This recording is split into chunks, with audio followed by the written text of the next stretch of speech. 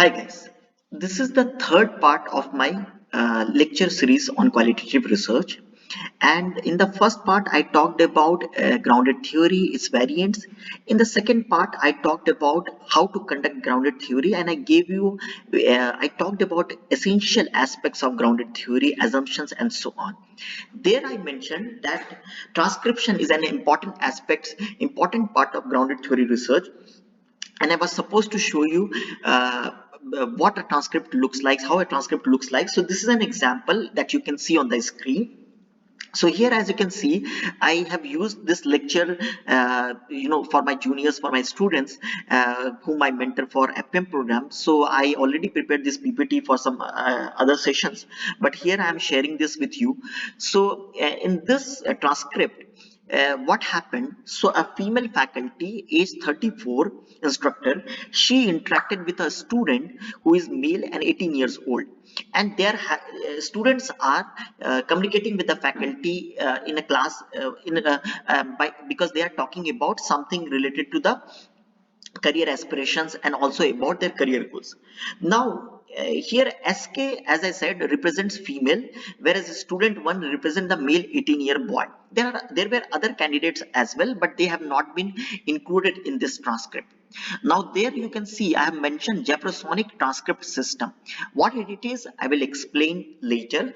The first thing that you need to know is that whenever you conduct a qualitative research, and especially grounded theory research, and suppose you are interviewing someone, first you record the interview after the consent of that informant. Informant means the person you are interviewing. So first you take his or her consent, and based on that consent, if that person agrees to allow you to record, then you record the content and you don't share it with other people, because you as a researcher, only you have the right to access it and use it for the purpose purely for research and not for any other commercial or any other personal uses. Now once you have the recording, you can use cell phone, you can use tape recorder or anything. Once you have the recording, then you put a headphone and you start listening to those recordings again and again, and then as you start, you type each and everything that was discussed in the conversation between these two informants, so the female and the male candidate, and you were an observant. So you observe the conversation, you record it, and then you transcribed it. So when I'm saying transcription, I'm basically typing each and everything that was discussed in the classroom, and it is not in the third person, it's always in the first person. So that person, what he or she is saying, it's always in that format, rather than you explaining things. It is what X said, what Y said. So this is how transcription works. And Jeffersonic transcript system is basically one approach through which this transcription or typing of the content is done. See, in the interview, when you are interviewing someone, lot of things other than the conversation happens. For example, a person may take a pause and then say, oh yes. So there is a pause for few seconds. Also, that person may express some joy or anger, or may just walk and come back, or may just don't speak anything. So how will you how will you type these things, how will you include these content in the transcript? So for that we use Jeffersonic transcript system, which is basically a dictionary that contains symbols and codes for such expressions, or for such pause, or for such gaps and so on. For here, for example, when I'm mentioning 0.2.11, I'm basically referring, saying that at 2 minutes 11 seconds, the conversation, the content which SK spoke ended, and then student 1 started his conversation.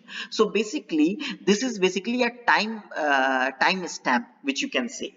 Now here in student 1, I have put it a bracket. So this bracket basically denotes a gap. Now this gap could be 10 second, 15 second and so on. So this is basically a gap. So with a pause when you write, then it is basically a gap, and then student 1 started. So basically student 1 listened to his faculty, he took a gap of few seconds, and then he said, I remember a time, but it might not have been the first time. And this is how the conversation started. Now, if you go further, exciting and interesting are underlined. The reason why these words are underlined is because here the student emphasize more compared to rest of his conversations. So when an individual emphasizes on something, we underline it to make it more apprehensive, more comprehensive in terms of interpretation. Because later what happens, if you look at this transcript after say 1 month, you will not remember much about what has happened actually during the interview processes, though you might remember it for a day or two but might not remember after an year. So all these quotes, Jeffersonic transcript system helps you to remember what actually happened when you were interviewing this person long back. Similarly, I have used terms like colors, which is capital, and then pound and euro sign. So all these pound and euro sign and this capital alphabets, they denotes emphasis. They also denotes expression. So it's somewhere pound or euro might represent in Jeffersonic system might represent happiness or joy or maybe anger. So all these there are codes, and these codes helps you to better understand how the whole conversation took place. Other than that, we also develop memos, but we will discuss about memos in the next video. In this video, I just wanted to give you a brief idea about what is transcript and how transcription is done. So basically, the content that you can see here, this is basically the transcript, the verbatim that you will use for further analysis. So let's wait for the second video, next video. In the next video, I will talk about how the coding is done and how it is further analyzed. Thank you.